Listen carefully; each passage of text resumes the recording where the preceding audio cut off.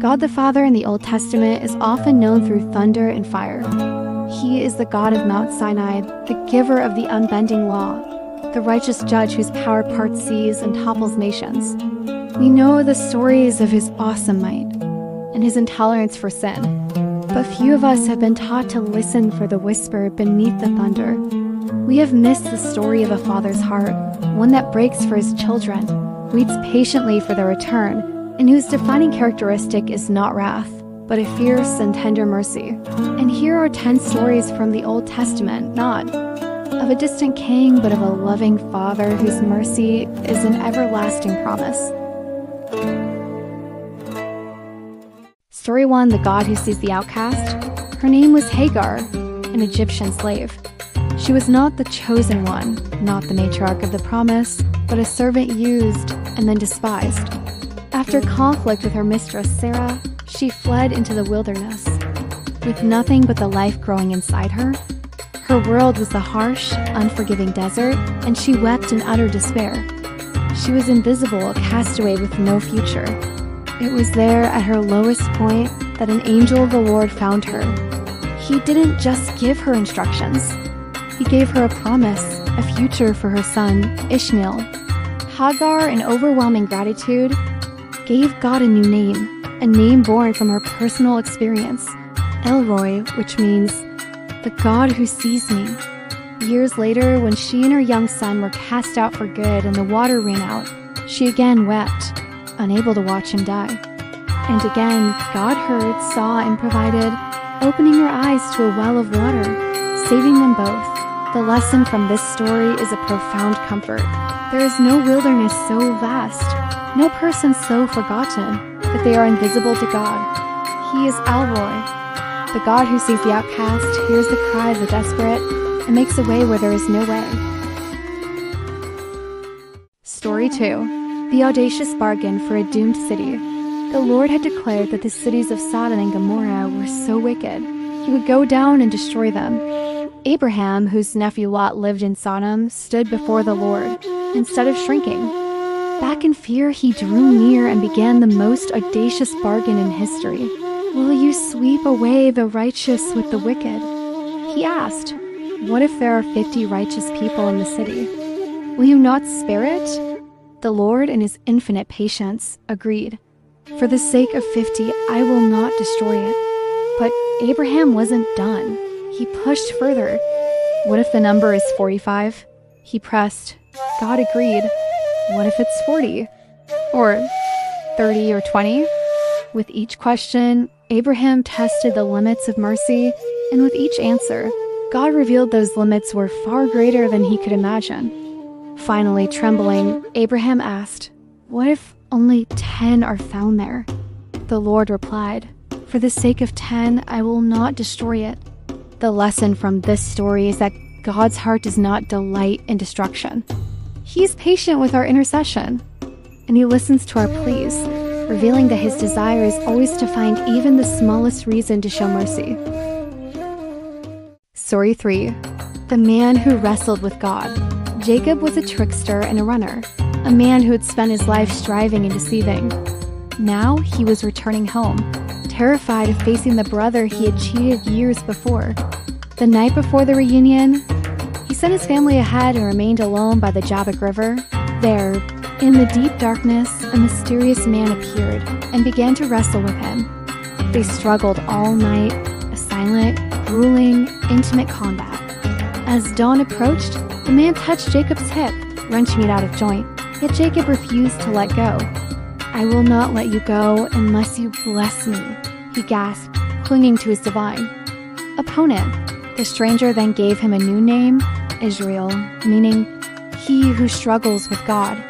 Jacob had met God face to face, not in a blaze of glory, but in a dark, personal struggle, and he had come away not destroyed, but wounded and blessed. The lesson from this story is that God is not afraid of our struggles, our questions, or even our anger. He is willing to meet us in the darkness, to engage with our fight, and to transform our deepest wounds into a source of blessing and a new identity.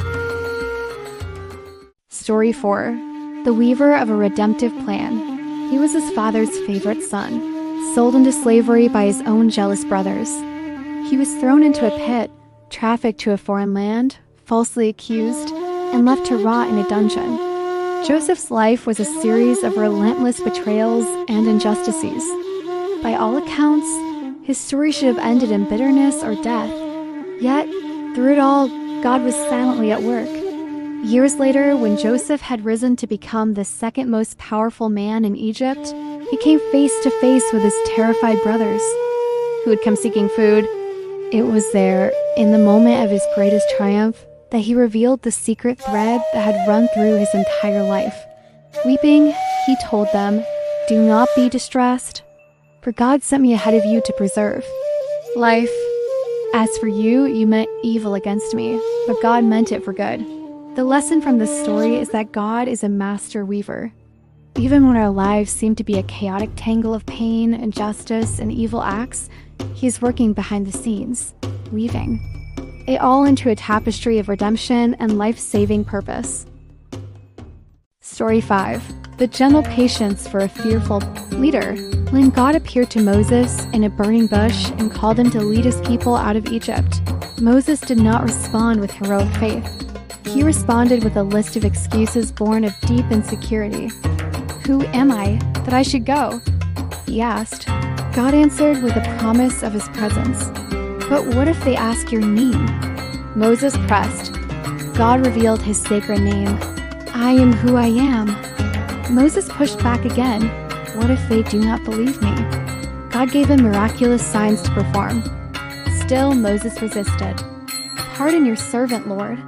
I have never been eloquent. I am slow of speech." God reminded him who created the mouth. Finally, Moses just begged, "Please send someone else."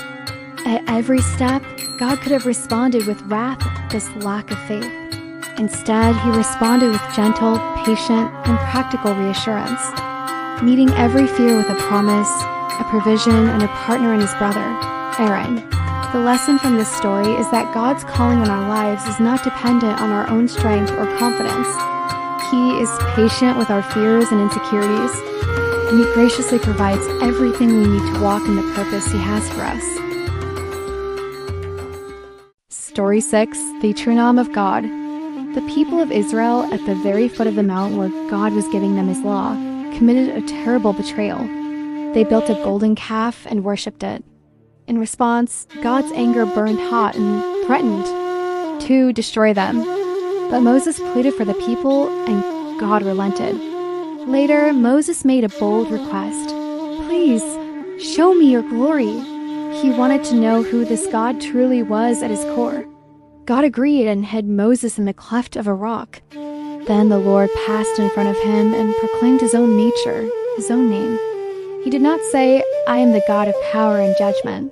He proclaimed, the Lord, the compassionate and gracious God, slow to anger, abounding in love, and faithfulness, maintaining love to thousands, and forgiving wickedness, rebellion, and sin.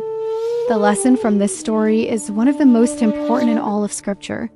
God himself declares that his primary nature, his glory, is not his power, but his mercy, compassion, grace, and forgiveness are the very essence of his character. Story 7. The Broken King's Path to Mercy.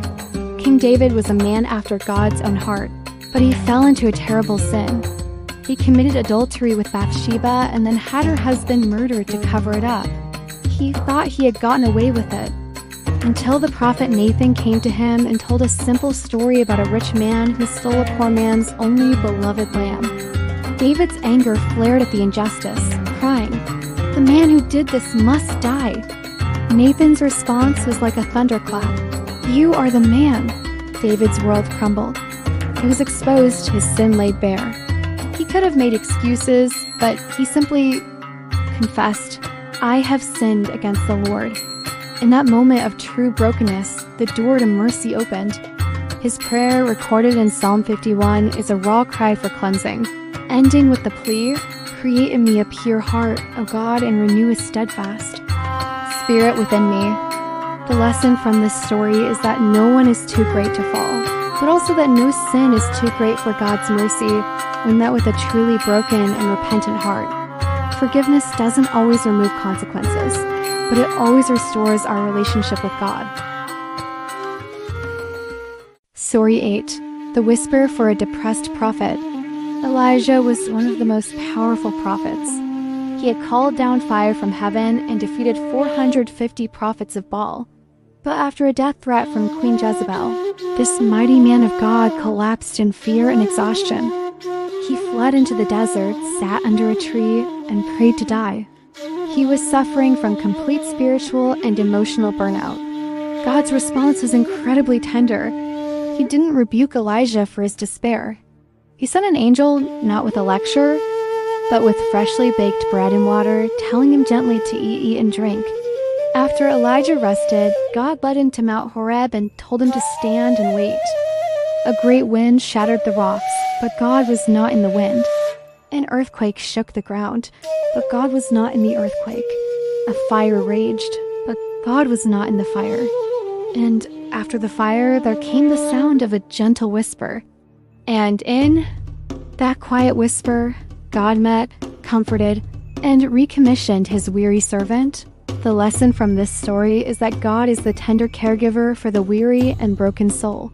He often meets us not in the loud, dramatic moments of life, but in the quiet stillness with gentle provision and a whisper of hope. Story 9. The Husband of an Unfaithful Wife. The book of Hosea begins with a shocking and painful command from God to his prophet.